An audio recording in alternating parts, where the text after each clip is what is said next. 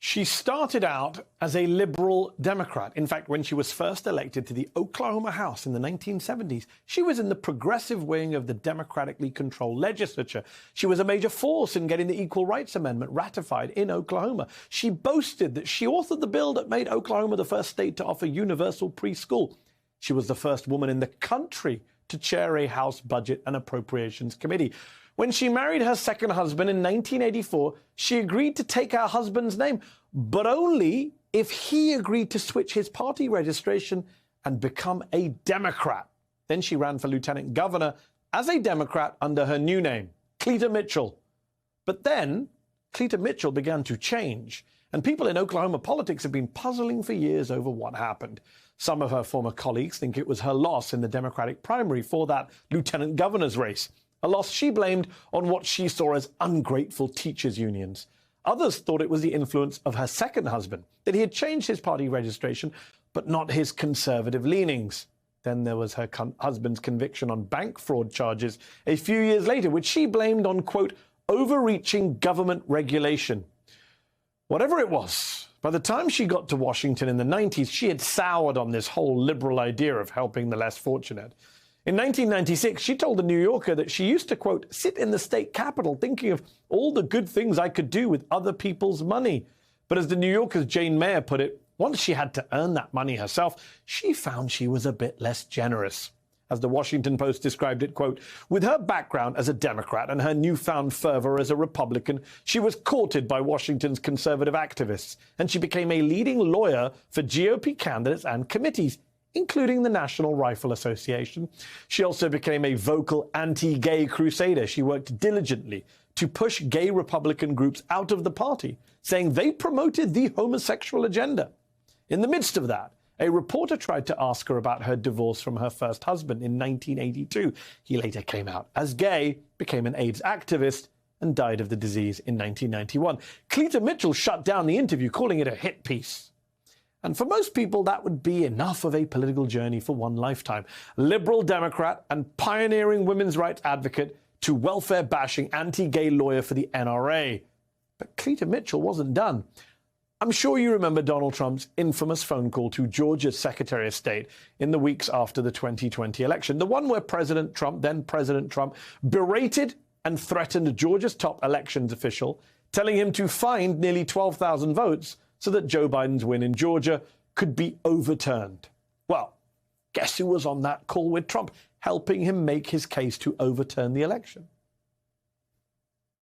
Mr. President, everybody is on the line, and just so this is Mark Meadows, the Chief of Staff. You also have the attorneys that represent the President, Kurt and Alex, and Cleta Mitchell, who is not the attorney of record but has been involved. You have all these different people that voted, but they don't live in Georgia anymore.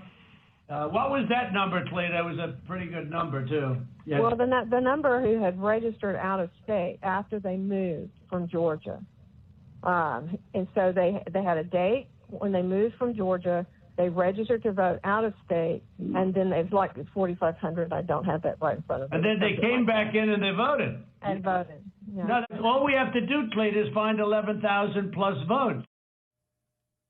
That's all we have to do, Cleta. We just have to find 11,000 plus votes, and we can overturn this election.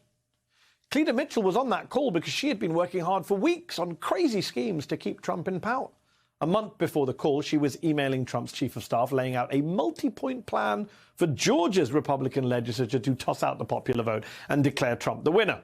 When that didn't work, it was time to try and pressure the Secretary of State to do it instead. And when that didn't work, when Joe Biden took office despite all her hard work, well, she set to work making sure the next election goes her way. The New York Times reporting this week that Cleta Mitchell is working with the Republican National Committee and lots of big-pocketed right-wing groups to recruit an army of election deniers who will essentially hound elections officials and elections workers across the country. Her training manual advises recruits to, quote, be ever present inside elections offices and to essentially conduct surveillance on elections officials to determine which ones are enemies. They've already driven at least one county election official out of office. the registrar in Democratic Fairfax County in Virginia, resigned earlier this year after he says Cleta Mitchell's group subjected him to months of interrogations and accusations of fraud. Unbelievably, even as Cleta Mitchell has been involved in this democracy-undermining project, she got herself appointed to a federal election advisory board last year. I kid you not.